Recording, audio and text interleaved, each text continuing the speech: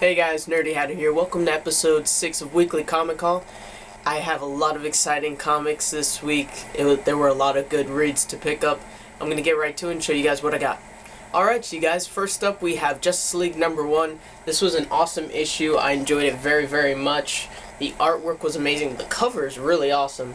I just love how this cover looks. I like how it's very team-centric. I enjoyed this comic very much. The story was awesome. I love seeing these little glimpses of the enemy that we're getting, how they're not just spoiling it right away, telling us who the enemy is.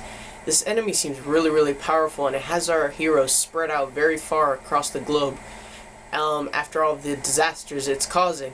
But what's amazing to see is that despite being spread out very thinly, our team is working incredibly together. I actually like the new Green Lanterns working well with the team, and it looks like so far we can trust our new Superman. I suggest you guys go pick up Justice League #1, and if you haven't picked up the Rebirth issue, hopefully it's not sold out and you guys can pick that up. If not, you guys can go get the second printing and you can read that and then read this amazing issue. I really enjoyed it. Now let's get to the next one. Alright, next we have Green Lanterns #3. I was just talking about how much I am enjoying the new Green Lanterns, Jessica Cruz and Simon Baz, and their solo title is actually going really well too.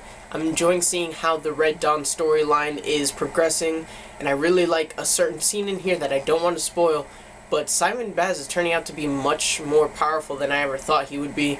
I'm really enjoying this run. I love seeing the struggles of the two of them being partners. Oh, here's the cover. The cover looks really cool as well.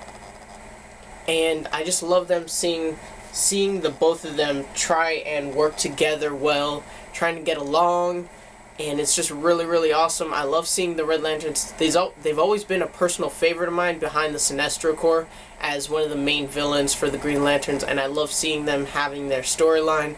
Red Dawn seems like it's going to be an amazing run. I suggest you guys follow it. Don't want to miss anything. Alright, next we have Batman #3. Now this issue was actually very enjoyable for me. I didn't expect to enjoy it so much, mainly because we got a little bit more backstory to who Gotham and Gotham Girl are. You learn to appreciate their characters more because you see where they come from. And also, there's a really cool little Easter egg for Batman mythology that you get to see in here that I'm not going to spoil, but if you guys want to figure it out, I suggest you guys go pick up Batman #3. It was actually a really, really good issue. And there was a surprise at the end that I was very happy to see.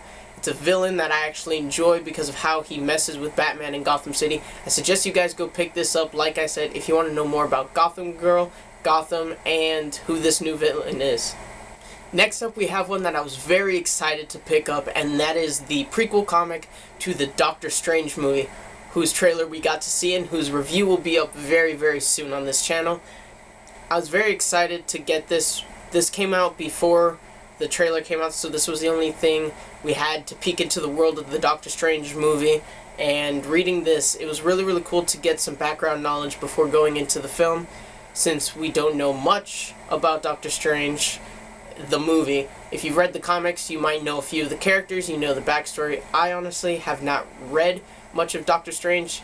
The little bit I have read of him, I do enjoy.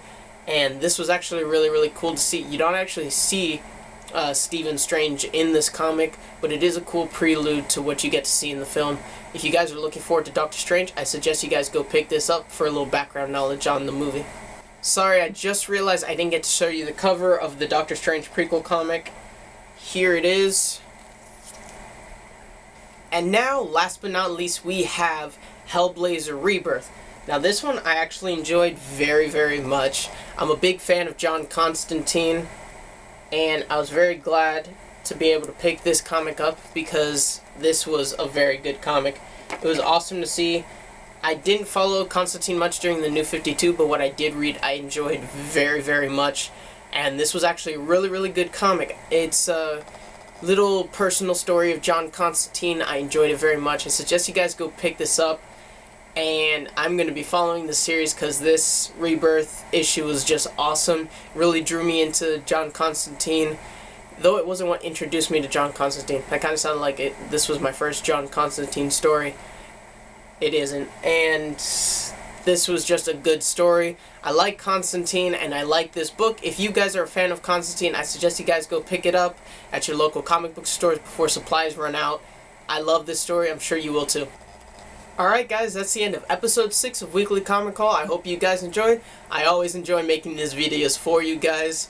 If you liked any of the comics you saw in this video, go to your local comic shop or on Amazon and pick them up. They're all really good stories. I enjoyed them all this week. I hope you guys do if you end up reading them. That's it for this week. Don't forget to like, comment, and subscribe. Until next time, Nerdy Hatter out.